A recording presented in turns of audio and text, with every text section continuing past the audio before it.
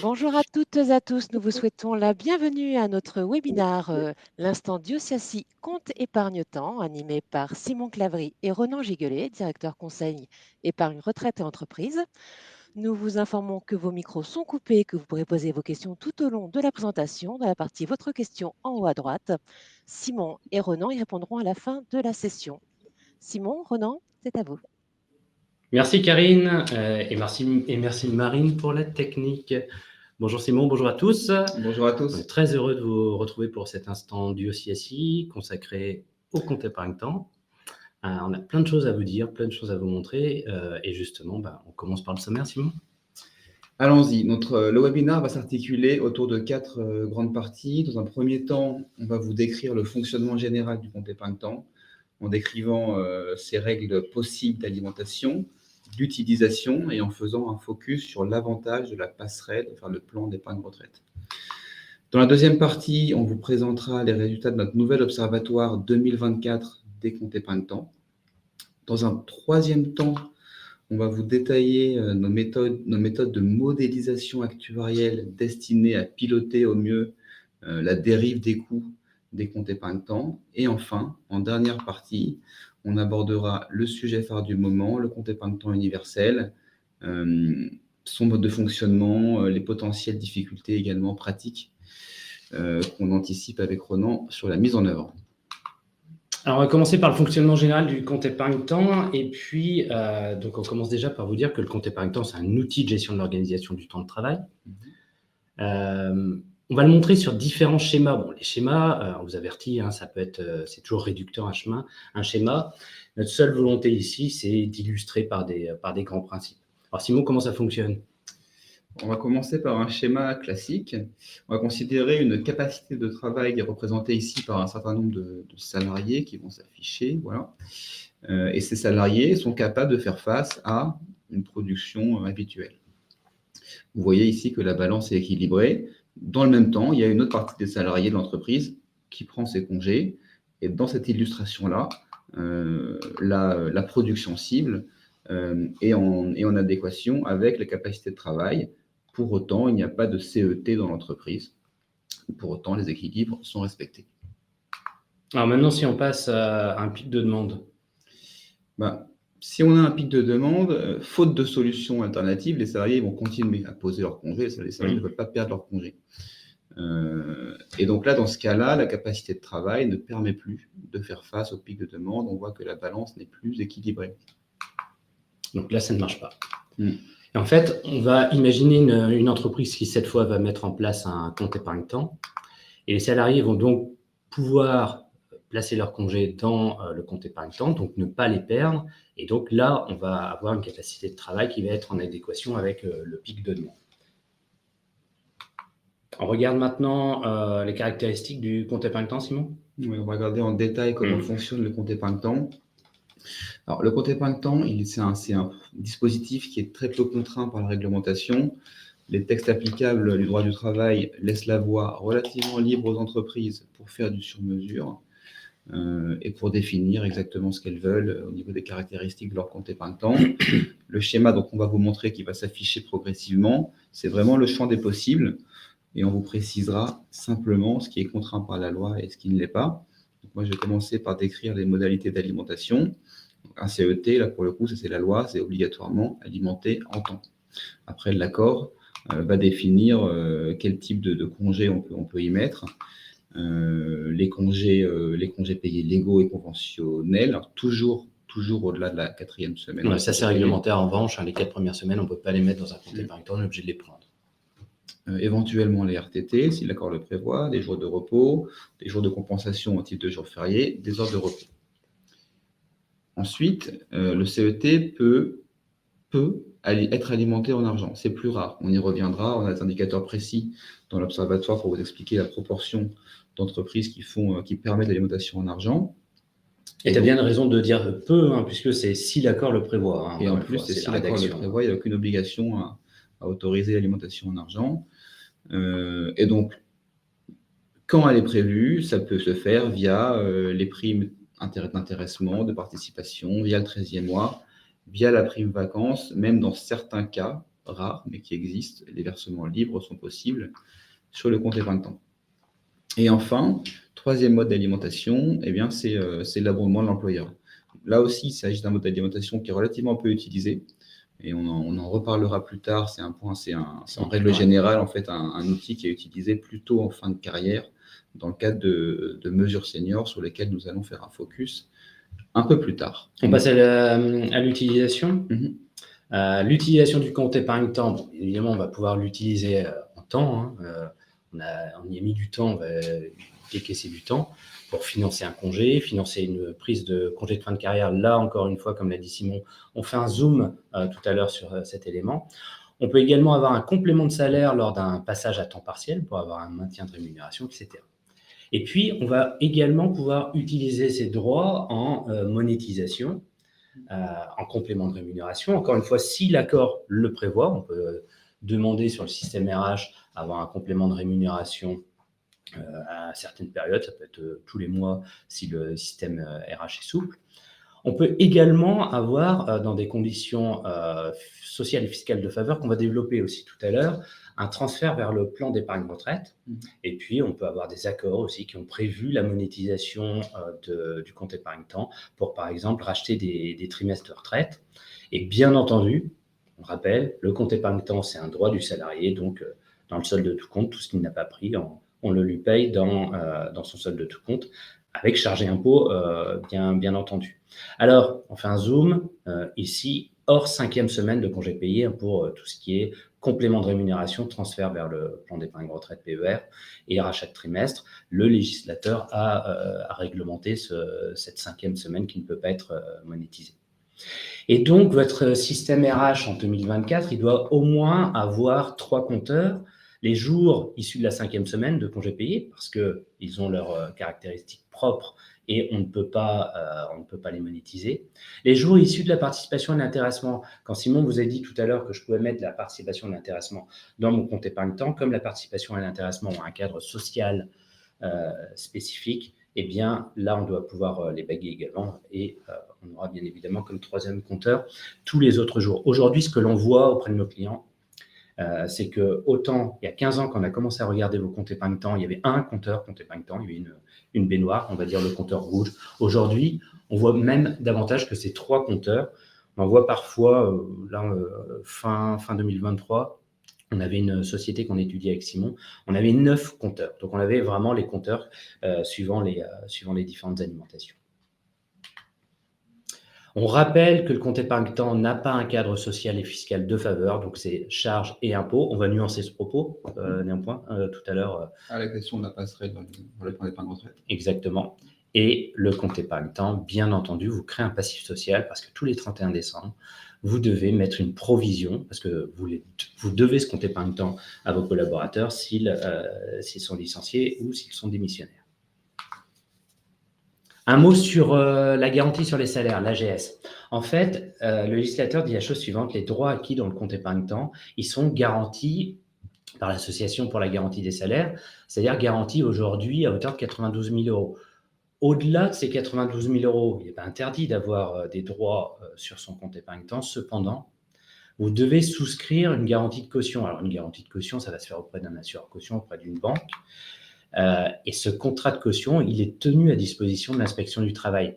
On a juste un problème ici, c'est qu'on a une absence de marché. Donc, vous allez avoir du mal à trouver un assureur qui va vous assurer les droits au-delà des 92 000 euros. Alors, qu'est-ce qui se passe en théorie? Ce que dit la réglementation, c'est qu'en théorie, si vous n'avez pas trouvé de caution, tous les droits qui sont supérieurs à l'AGS, les 92 000 euros, vous devez les liquider, c'est-à-dire les restituer sous forme d'indemnité à vos collaborateurs. Alors, faisons maintenant un focus détaillé sur la passerelle compte épargne-temps vers plan d'épargne retraite et sur le régime de faveur, effectivement, qu'on vous encourage à exploiter. Alors, si l'accord CET le prévoit, il est possible d'utiliser les jours du CET pour alimenter en argent un plan d'épargne retraite. Cette passerelle, elle bénéficie d'un traitement fiscal et social de faveur. On va un peu plus tard vous montrer un exemple très concret, très détaillé sur les avantages de la passerelle. Mais à ce stade, on vous explique que l'avantage social et fiscal, premièrement, il est plafonné à 10 jours, transférés par an.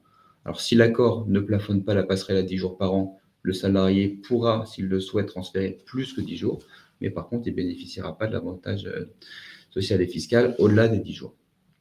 Autre contrainte, c'est que les jours du CET provenant de la 5e semaine de congé payé ne peuvent pas être versés sur le père.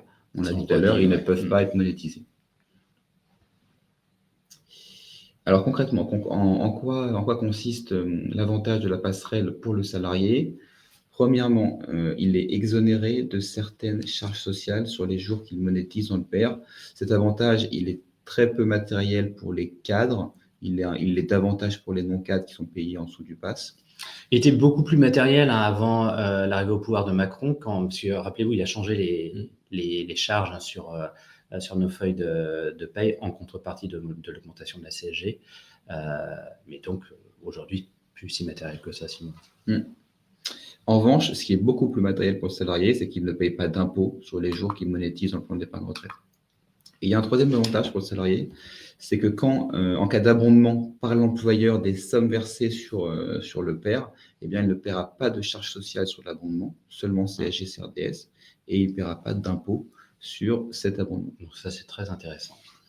Et pour l'employeur, donc la passerelle CET vers père est aussi intéressante parce qu'il va lui aussi être exonéré partiellement de certaines charges sociales patronales, mais là, c'est beaucoup plus matériel. L'exemple qui suit vous le montrera. Et le deuxième avantage pour l'employeur, c'est que s'il décide d'abonder les sommes versées du CET vers le PERCOL, l'abondement sera uniquement soumis au forfait social de 16% et pas aux charges sociales patronales usuelles sur les salaires de l'ordre de plutôt 50%. Et pour terminer, c'est pas fini, voilà, pour être complet, on vous a rappelé en fait le sort de l'épargne qui est placé sur le compartiment 2 des plans d'épargne retraite. Donc ce compartiment, il bénéficie d'un cadre social et fiscal favorable à la sortie. Donc, déjà, on peut sortir en capital du compartiment 2. Et ce qui va s'appliquer, c'est uniquement 17,2% de prélèvements sociaux sur les plus-values éventuelles constituées. Et en plus de ça, on rappelle que l'épargne qui aura été mise au compartiment 2, elle est récupérable en cours de route en cas d'achat de la résidence principale. Donc tout ça fait que le dispositif est très favorable à la fois pour le salarié et pour l'entreprise.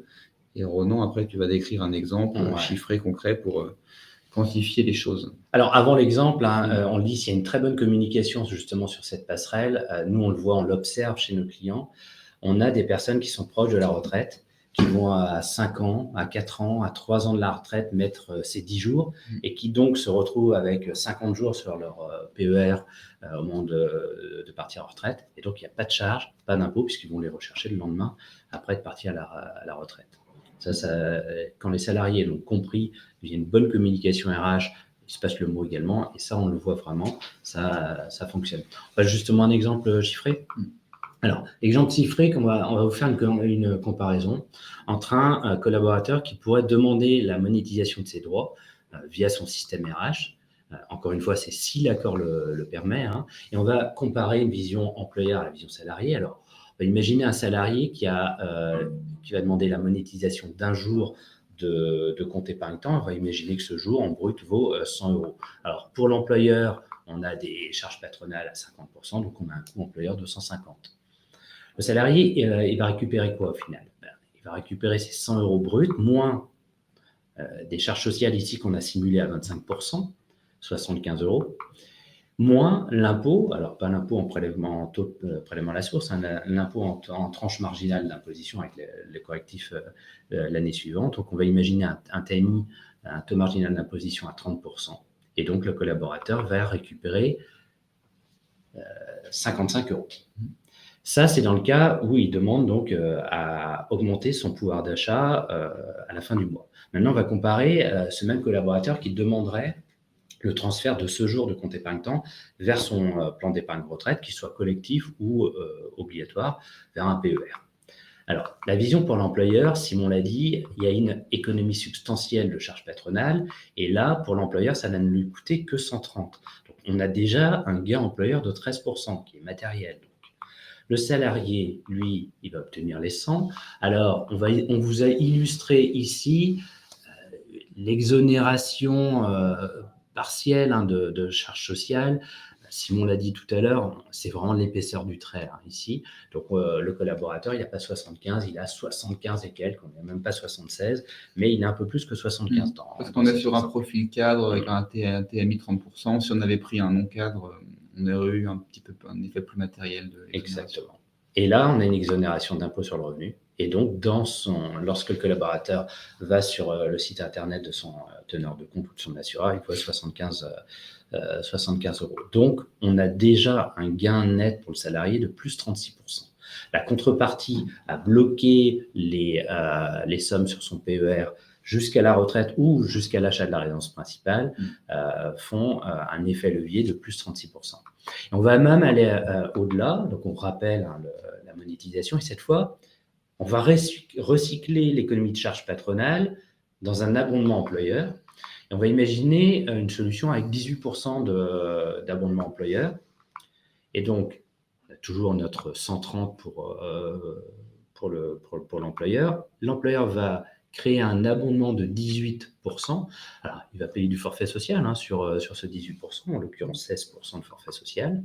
Donc, on a un coût pour l'employeur de 150. On a une neutralité budgétaire dans le schéma du haut et dans le schéma du bas.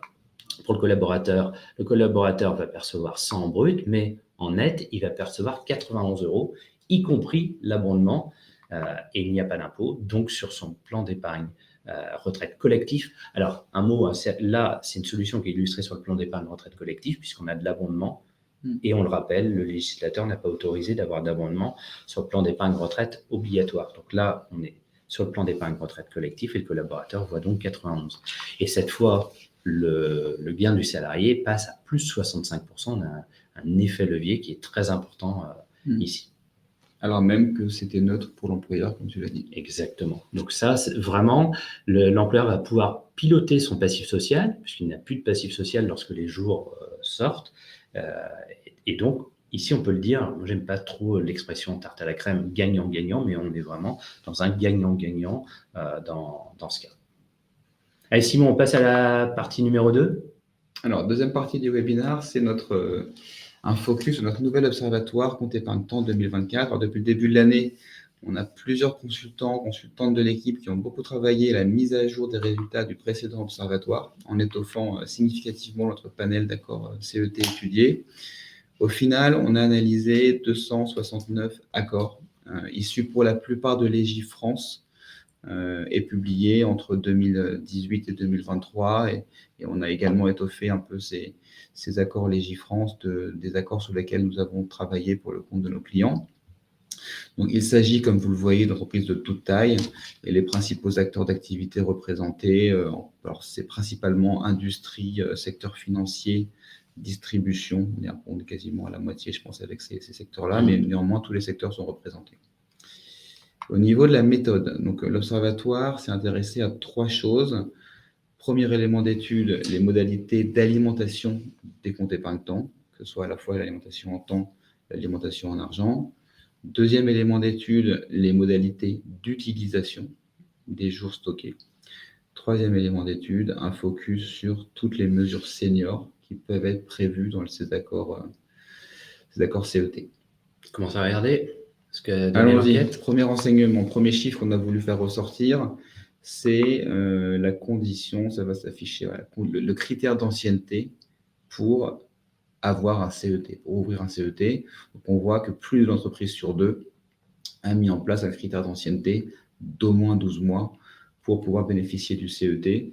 Ça, c'est une observation intéressante qui a été reprise dans les rapports qui ont été soumis au gouvernement dans la réflexion autour du compte épargne-temps, parce que finalement, cette mesure fait que les CET concernent aujourd'hui très majoritairement les emplois stables, alors même que la part de CDD dans l'emploi salarié tend à augmenter et que, pareil, les embauches en contrat court tendent à augmenter. Alors ça, on va y revenir dans la dernière partie, mais le CET universel, justement, lui, il a pour ambition d'être accessible à tous les salariés, indépendamment du statut ou de l'ancienneté dans l'entreprise. Le deuxième indicateur qu'on souhaite vous montrer, c'est le plafond annuel d'alimentation. Alors, ce plafond annuel d'alimentation, on a 83% des accords qui le prévoient. Et quand ce plafond annuel d'alimentation est prévu, on est à une moyenne de 12 jours. Encore une fois, ce qu'on vous donne, ce sont des moyennes. Donc, on va retrouver dans des accords des 10 jours, des 15 jours. Là, la moyenne qui ressort de notre étude est de 12 jours. Et on va avoir certaines entreprises, comme la nôtre, qui vont prévoir des plafonds différenciés entre l'alimentation de mon compte épargne-temps par mes jours de congés payés, de l'alimentation de mon compte épargne-temps par mes jours de RTT. En l'occurrence, on peut citer des exemples. On plafonne l'alimentation à 5 jours pour les CP et à 10 jours pour les RTT. Et puis là, on vous a mis un petit logo. On va essayer de le retrouver sur les diapos à venir. Pour les seniors, on a certaines entreprises, en l'occurrence 7%, qui ont mis en place des plafonds annuels d'alimentation qui, cette fois, vont être majorés. Et la majoration moyenne, on vous l'indique, elle est de plus 7 jours. Et juste, je rajouterai là-dessus, là, Ronan. Je reviens alors. Ouais. Bon, on va y revenir, hein, mais ce plafond annuel, c'est clairement un des premiers moyens qu'ont les entreprises pour tenter de contrôler justement la hausse du passif social inhérent au compte épargne-temps.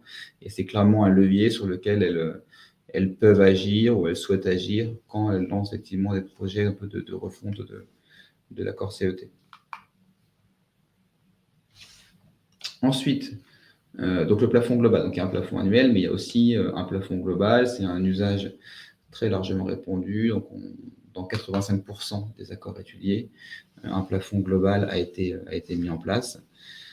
Alors ce plafond global, il est soit exprimé en jours, soit exprimé en euros, soit en référence au montant maximum garanti par l'AGS qui avait été évoqué par Ronan plus tôt, parfois aussi un mix de ces différentes notions. Toujours est-il qu'on a 69% des entreprises qui ont prévu un plafond global exprimé en jours. Exprimé en jours, et en moyenne, c'est ce plafond de 72 jours. Là aussi, comme l'a dit Ronan, il y a une très grande dispersion derrière le 72 jours. Ça va de 20 jours maximum pour certains groupes à 300 jours maximum. Et puis, donc 20% d'entreprises ont simplement plafonné le CET au montant maximum garanti par l'AGS, à savoir les 92 000 et quelques euros en 2024. Et donc ça permet aux entreprises de rester dans les clous du code de travail et de ne pas avoir à se préoccuper de la garantie financière de caution. Et enfin, à noter, on a dans des entreprises qui majorent ce plafond global pour les seniors. Donc, en moyenne, cette majoration est de 54 jours. Et son objectif est de permettre aux seniors d'accélérer leur épargne au maximum pour qu'ils puissent ensuite anticiper leur date de départ en retraite. Maintenant, on s'intéresse aux entreprises qui ont prévu dans leur accord une alimentation en argent. On a 30% des entreprises qui prévoient une alimentation en argent. On le dit et on le redit, c'est pas parce que l'accord le prévoit que c'est utilisé. L'alimentation en argent va concerner principalement bonus et primes, 13e mois, mais on peut mettre également l'intéressement à la participation.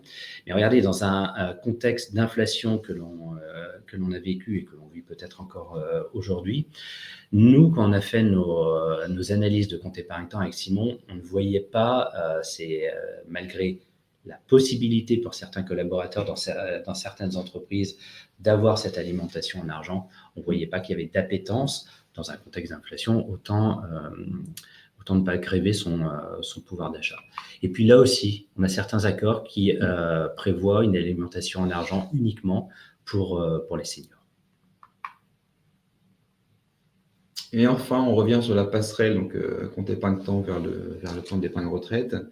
Donc, il y a près d'une entreprise sur deux qui prévoit cette passerelle CET vers Percol. Alors, encore faut-il avoir un Percol effectivement dans l'entreprise.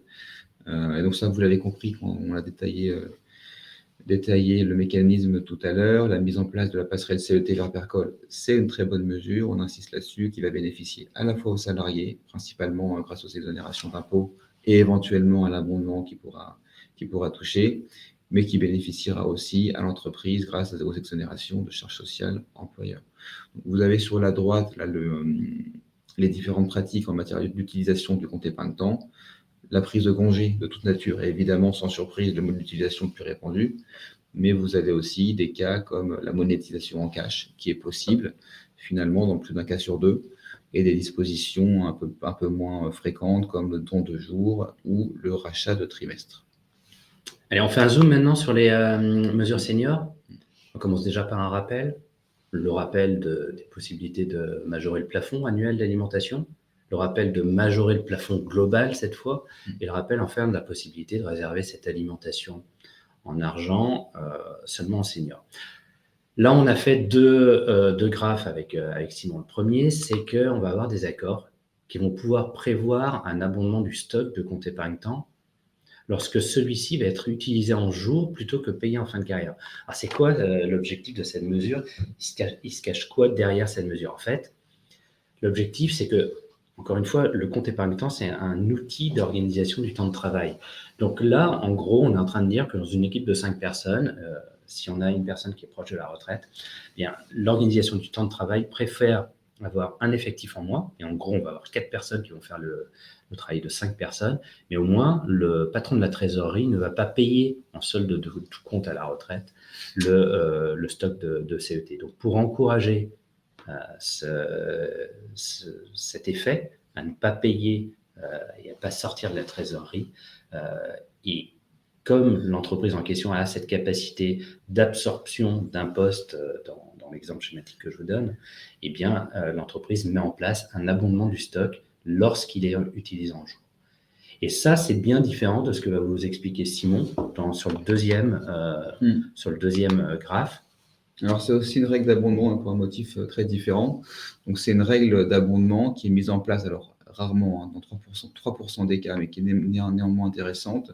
Donc, l'abondement est versé dans le cas où le salarié senior prévient son entreprise en avance de la date à laquelle il compte prendre sa retraite. Par exemple, il peut y avoir un abondement de 10 jours si le salarié prévient, disons, 1 an avant la date à laquelle il souhaite partir à la retraite.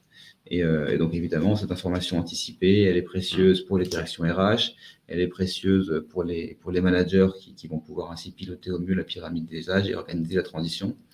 Juste pour conclure cette diapo, quand même, ce qu'on voit, c'est que les deux mesures du bas à base d'abondement sont incitatives et modifient très concrètement les comportements. Les 3 mesures du haut sont aussi des mesures salientes. Donc, les 3 mesures du haut, on avait rappelé plutôt sur la base de plafonds majorés. Mais elles modifient moins les comportements. Et ça, on le voit dans les données qu'on reçoit. Voilà. Exactement. Allez, une dernière diapo sur le zoom de l'utilisation du compte épargne-temps, cette fois dans le cadre d'une retraite progressive. Donc, on a illustré ici un schéma. Je travaille à temps complet. Et puis, je souhaite aménager ma fin de carrière. Donc, je vais avoir un début d'aménagement de fin de carrière par une retraite progressive avant ma retraite. Donc, je vais me mettre à temps partiel, ce sont les histogrammes en gris, et je vais liquider ma retraite sur le temps résiduel. Il faut des conditions pour la retraite progressive, c'est 2 ans avant la date d'ouverture des droits et sous condition d'avoir 150 trimestres à crédit. Et très souvent, cette condition des 150 trimestres est atteinte. Et donc, dans ce cadre-là, on a des collaborateurs qui peuvent compléter leur rémunération et le CET va financer le complément. Et ce que l'on observe même dans certaines entreprises, c'est que le CET ajouté à la rémunération du temps partiel et ajouté à la rémunération de la retraite progressive va pouvoir même faire dépasser la rémunération avant l'aménagement du fin de carrière. Donc, c'est très intéressant, ça. Allez, on passe à notre troisième partie, Simon. Et on va passer cette fois à la maîtrise des coûts du compte épargne-temps. Alors, une petite diapo d'introduction. En fait, un compte épargne-temps, comment ça se pilote? Ça se pilote en 4 indicateurs. Ça va se piloter, et vous l'avez tous, c'est au 31 décembre 2023, c'est le nombre de jours que vous avez sur le compte épargne-temps, que vos collaborateurs ont sur le compte épargne-temps, donc la somme de ces jours. C'est également la provision, la finance ou la partie Compen fait la provision compte épargne-temps. C'est le coût annuel. Alors, le coût annuel du compte épargne-temps, c'est quoi? C'est l'ajout des jours, l'alimentation des jours par les collaborateurs, moins l'utilisation des jours par les collaborateurs, mais surtout également la croissance de votre masse salariale sur le stock des jours du compte épargne-temps, puisque vous savez que quand vous allez augmenter vos collaborateurs, votre provision également va augmenter, donc elle a un coût, et ça se reflète dans cet indicateur en bas à gauche.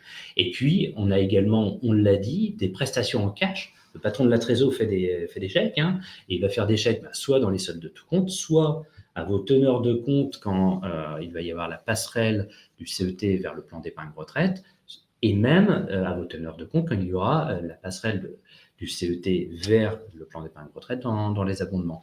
Alors, vous allez nous dire, mais on n'a pas tous des diagrammes comme ça qui sont prospectifs. Non, vous avez ces 4 indicateurs, tous, au 31 décembre 2023, et certains d'entre vous nous ont demandé de faire des études prospectives, des études actuarielles sur leur compte épargne-temps. Simon va vous ouvrir le capot dans quelques instants, et vous voyez qu'on peut piloter son compte épargne-temps, non pas en regardant juste au 31 décembre qui vient de se passer, mais en se disant, mais on va obtenir quoi au 31 décembre sur les 20-25 prochaines années. Est-ce que notre compte épargne-temps est en train de dériver ou alors est-ce qu'on le pilote et est-ce qu'on le stabilise? Alors, Simon, tu nous montres un peu comment on obtient, nous, ce genre de Merci Ronan pour l'introduction. Donc, le point de départ de ce type de projet, c'est vraiment l'analyse du comportement des salariés vis-à-vis de leur compte épargne-temps.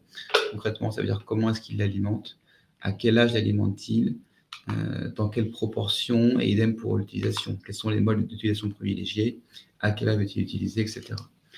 Et donc concrètement, l'objectif de cette analyse comportementale, ça va être, premièrement, de permettre au DRH qui pilote le projet d'objectiver avec des statistiques très concrètes des comportements qui potentiellement il pressentait, ou à l'inverse, parfois aussi de couper court à des idées reçues par le chiffre, je dirais. Voilà.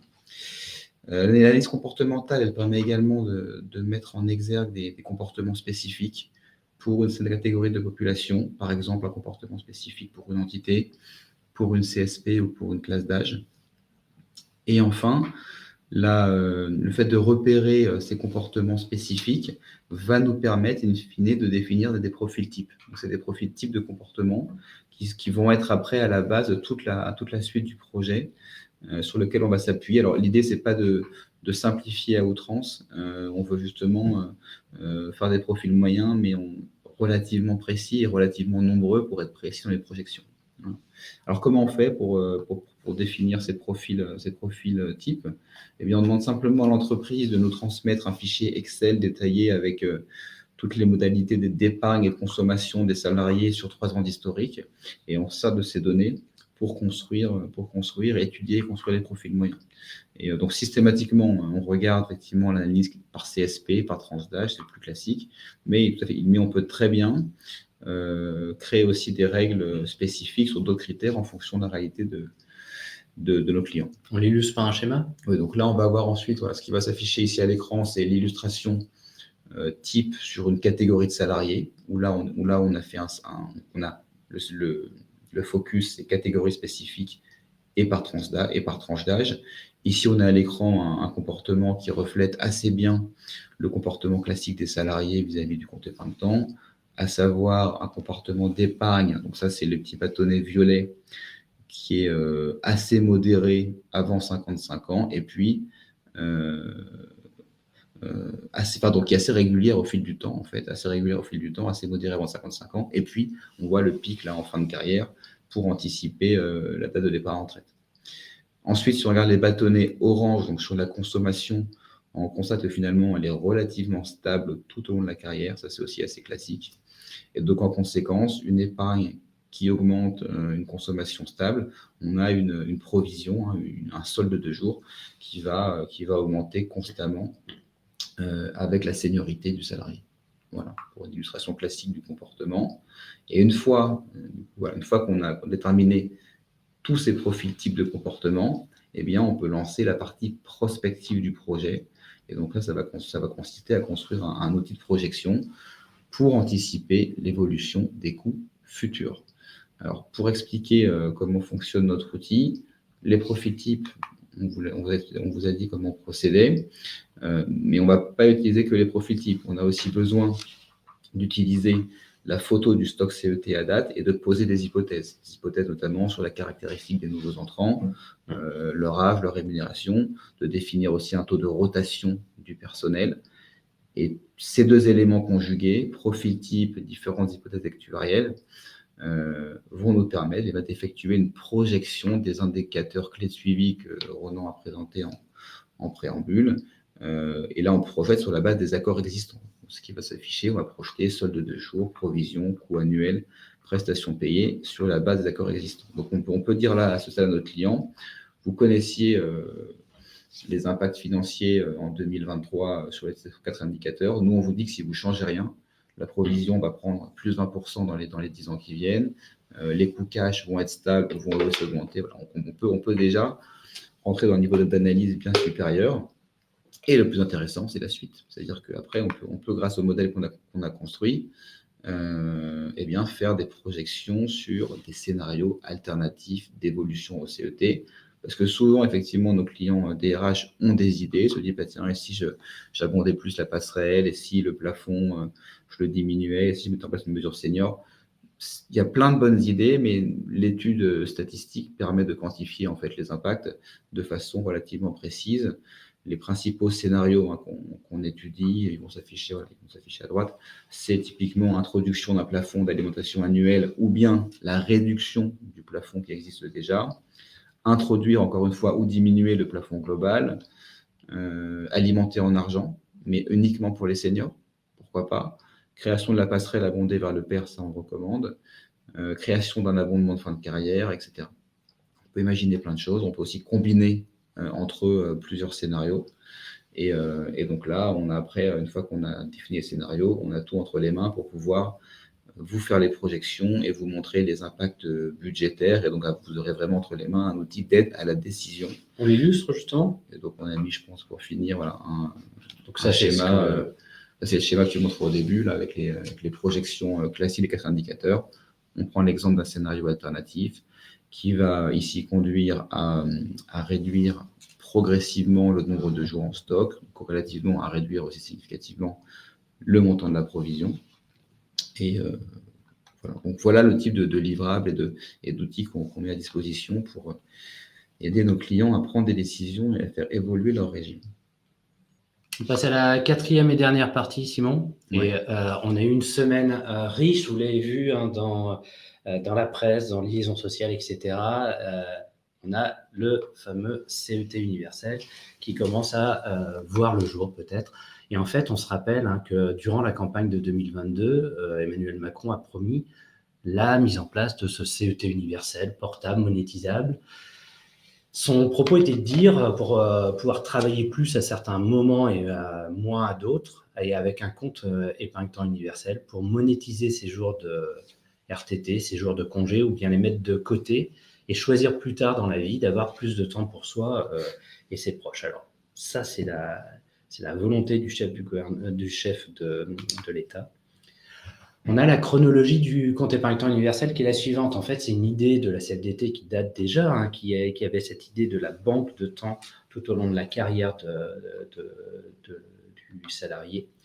En 2022, le candidat Macron reprend à son compte ce propos dans une de ses promesses. Et on a une lettre de cadrage du gouvernement dans un document d'orientation destiné aux partenaires sociaux en novembre 2023. Ce document intitulé « Impact de la vie au travail », on se rappelle, il est lisible par tous, il fait 4 ou 5 pages, c'est pas long à lire. Et il y a 2 pages concernant le compte épargne-temps universel.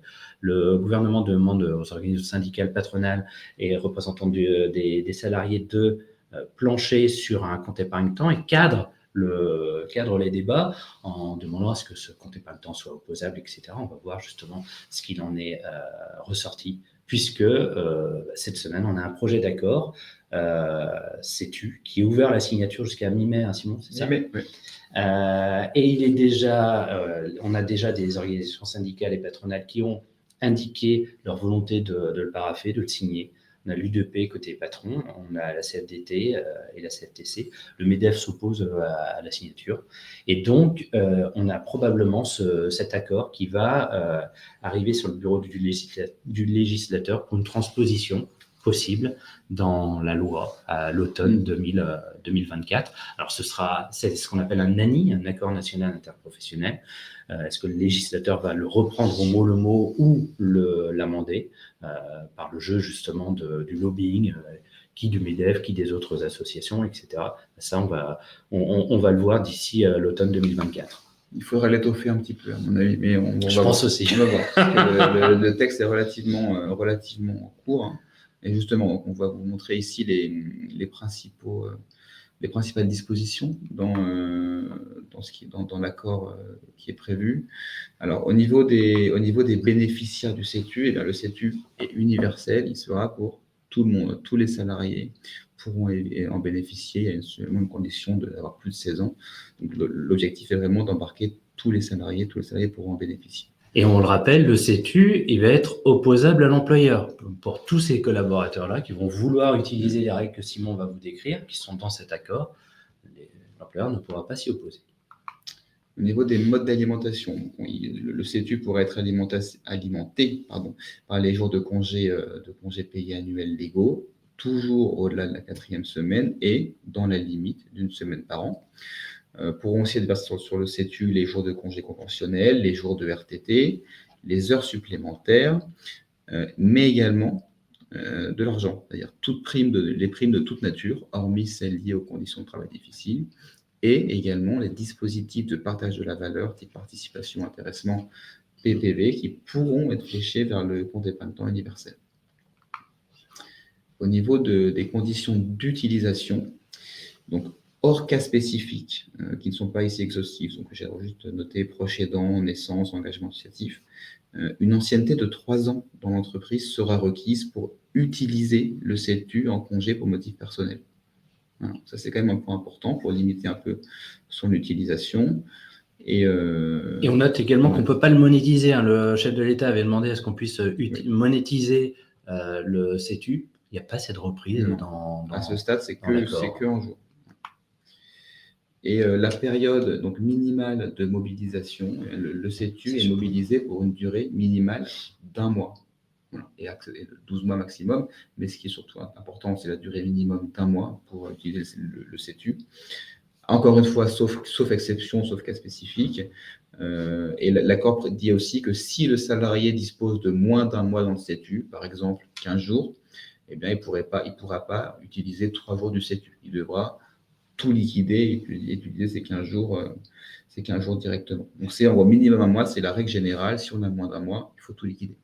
Ce qui est compliqué, parce qu'aujourd'hui, dans l'organisation du temps de travail dans l'entreprise qui est articulée avec vos comptes épargne-temps, vous avez des collaborateurs qui vont prendre 2 jours par-ci, 5 jours par-là. Et là, vous aurez des collaborateurs dans quelques années qui pourraient vous dire je pose un mois de congé et on ne se voit plus.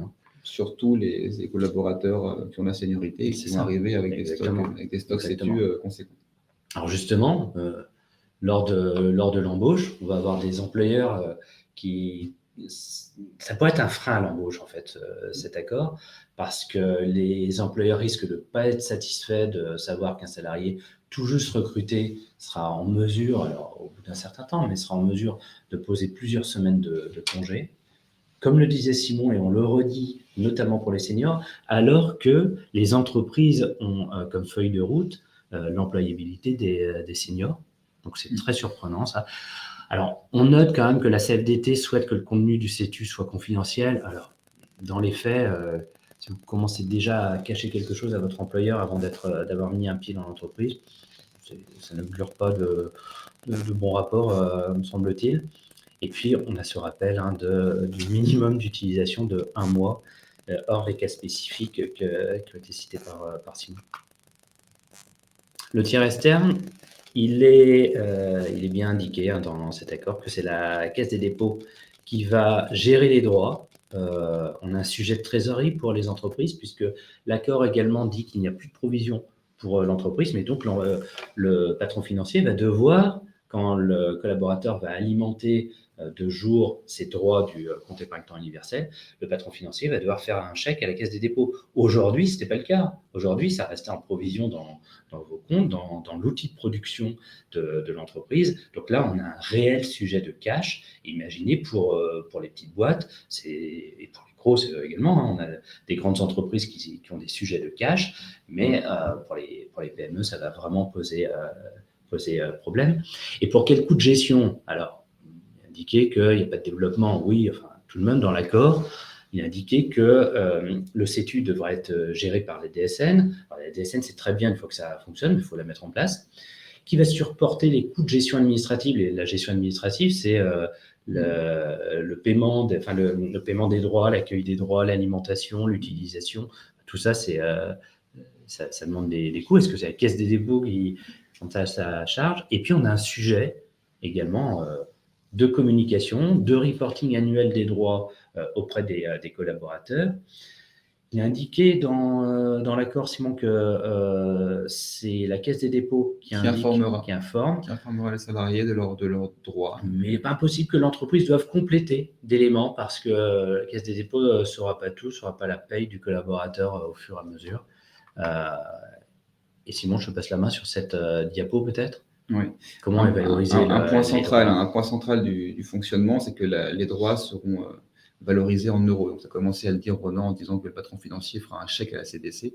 C'est effectivement ça, c'est que les jours placés par le salarié sur le CETU seront immédiatement convertis en euros. Contrairement à ce qu'on voit sur très majoritairement, vos comptes épargne-temps sont gérés en jours. Là, on change vraiment de paradigme, ils sont gérés en euros. Voilà. En plus de ce principe de base, l'accord prévoit une revalorisation de ces stocks en euros sur la base d'un indice. C'est l'indice du salaire horaire de base des ouvriers et des employés, que j'appellerai après SHBOE. Donc, c'est un indice qui est complètement, quelque part décorrélé potentiellement même des performances financières. Tu parlais tout à l'heure des performances financières des encours qui seront placés par la CDC. On se posait la question du financement des frais de gestion. On peut imaginer qu'une des sources de financement, ce sera d'aller effectivement prélever ces coûts de gestion sur les rendements financiers que la CDC arrivera à générer. Mais il y a quand même une contrainte supplémentaire, c'est que l'indice externe, il faut que les rendements financiers soient supérieurs à l'indice externe. Typiquement, on voit 4,1% de revalorisation là, sur 2023. C'est quand même une revalorisation matérielle. Probablement, il est très probable que la CDC n'arrive pas à placer les sommes qu'elle aura à 4%. Si on revient dans le passé, en 2022, en 2023. Donc, il se passe quoi? Qui finance ces revalos? Est-ce que c'est un impôt? Est-ce que on a une mutualisation entre les entreprises? Ou est-ce que l'État simplement est le garant de cette... Oui, mais l'État, donc derrière un impôt. Alors, on prend un exemple? Oui, donc on va faire un exemple qui va s'afficher progressivement pour montrer qu'en fait, rapidement, il va y avoir une divergence en fait, entre le nombre de jours réellement placés dans le CETU et la valeur en euros du stock de jours. Donc, un salarié qui est rémunéré actuellement 100 euros. Donc, on suppose une première année un salarié dont la valeur du jour est de 100 euros. Ce salarié décide cette première année de verser 10 jours dans son CETU. Et donc, son patron financier va verser, on fait fi des charges patronales, il va verser donc 10 jours fois 100 euros, 1000 euros à la Caisse des dépôts. Et la Caisse des dépôts, comme reporting aux collaborateurs, lui fera 1000 euros, lui fera pas un nombre de jours. C'est géré en euros. L'année suivante, ces 1000 euros sont revalorisés sur la base de l'indice SHBOE. On va reprendre le 4%, on va supposer 4% d'augmentation. Et donc, les 1000 euros de l'année précédente deviennent 1040 euros l'année suivante. En revanche, la valeur du jour va, elle, évoluer selon l'évolution du package de salaire, de l'évolution salariale. Premier cas de figure très simple, mais qui se passera en fait jamais. C'est que imaginons quand même que le salaire augmente pile poil comme l'indice SHBOE. À ce moment-là, on a bien toujours 1040 euros qui représentent 10 jours de congé. En revanche, si par exemple, si le salaire est gelé, à ce moment-là, vas-y, affiche. Parce que 1040 divisé par 100 euros, là, on va avoir 10,4 jours. Donc, on a un stock de droits qui augmente si mon salaire est gelé. Ouais. Autre exemple intermédiaire, si je suis augmenté de 2% seulement, là aussi, moins que l'indice, les 10 jours que j'ai posés l'année dernière, finalement, ils valent 10,2 jours l'année suivante. Et l'autre cas qui est assez fréquent aussi, c'est que si je suis promu ou pas d'ailleurs et que je suis augmenté de 10%, à ce moment-là, dès l'année suivante, mon stock de 1040 euros de CETU, il ne vaut plus que 9,4 jours. Alors si je change de boîte. Alors même que j'ai mis 10 jours. Et donc là, on montre en fait la complexité sur une année. Donc imaginez au bout de 10 ans la décorrélation qu'il va y avoir entre le nombre de jours que j'aurai posé et la valeur réelle de mon stock en euros en nombre de jours. Faites une petite enquête autour de vous, demandez à vos collègues, savez-vous combien vaut un jour de votre salaire en brut? Personne ne connaît son jour de salaire en brut. Donc quand la Caisse des dépôts va communiquer, parce qu'on a vu dans l'accord, la Caisse des dépôts doit faire de la communication en disant vous avez 1040 euros sur votre compte épargne-temps, est-ce que je peux prendre un mois, pas un mois? Bon, hein, on est en train d'ouvrir une boîte de Pandore. Allez, pour conclure, une dernière diapo.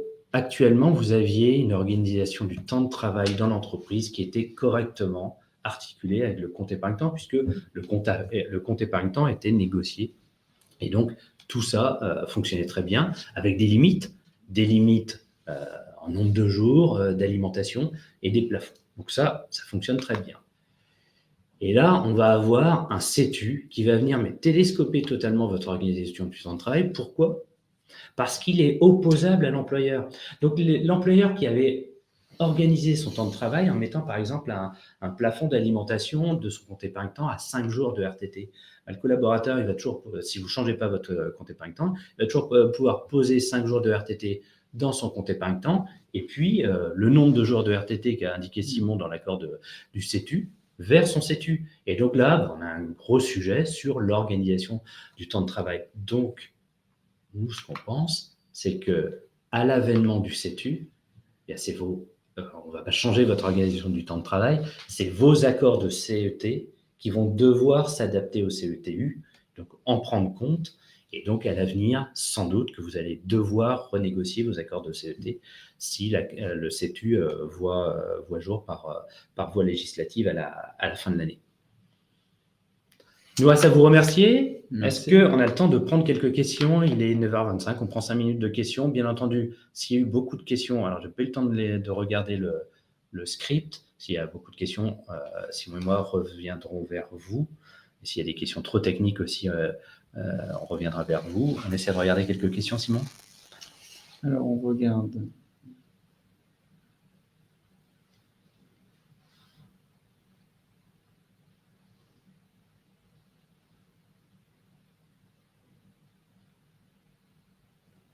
On a une question, on va les lire. Alors, le passif social est déclenché en cas d'épargne de jours. N'est-il pas possible de monétiser les jours dès qu'ils sont épargnés et donc le passif social disparaît? Alors oui, mais on perd un petit peu le sens du compte épargne-temps puisque je mets des jours dans mon compte épargne-temps justement parce que je vais pas chercher leur monétisation. Mais je pourrais effectivement en mettre et immédiatement si l'accord le prévoit. Si l'accord le prévoit d'ailleurs, et immédiatement les monétiser pour augmenter mon pouvoir d'achat. Et donc, en ce cas-là, on diminue le passif du compte épargne-temps. La monétisation en cash, c'est prévu que dans environ 1 cas sur 2 sur notre observatoire. Pourquoi? Parce qu'encore une fois, tout ça c'est souple, mais tout ça, on a le patron de la trésorerie qui, lui, rechigne à faire des chèques aux collaborateurs. Il faut mieux garder ça en provision pour l'outil de production. Qu'appelez-vous des jours issus de la participation intéressement? On revient dessus. C'est simplement le principe, c'est que ça peut être des jours issus aussi d'une prime ou de n'importe quel versement cash.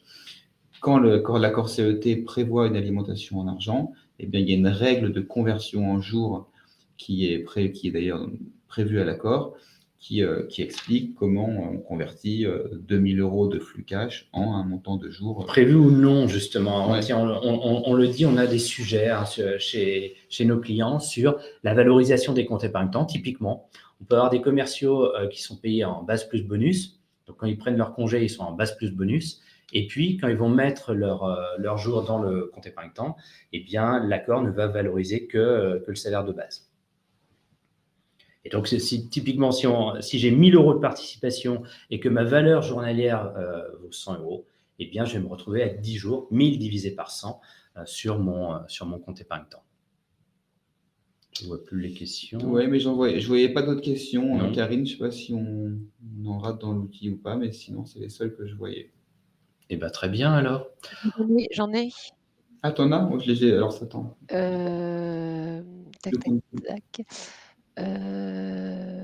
Avez-vous de transmettre votre présentation aux participants?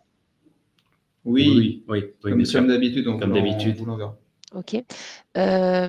Concernant l'évaluation des provisions CET, on peut voir des provisions normes françaises correspondant simplement à la valorisation des compteurs à date versus une méthode prospective en IFRS. Comment justifie-t-on ces différences méthodologiques?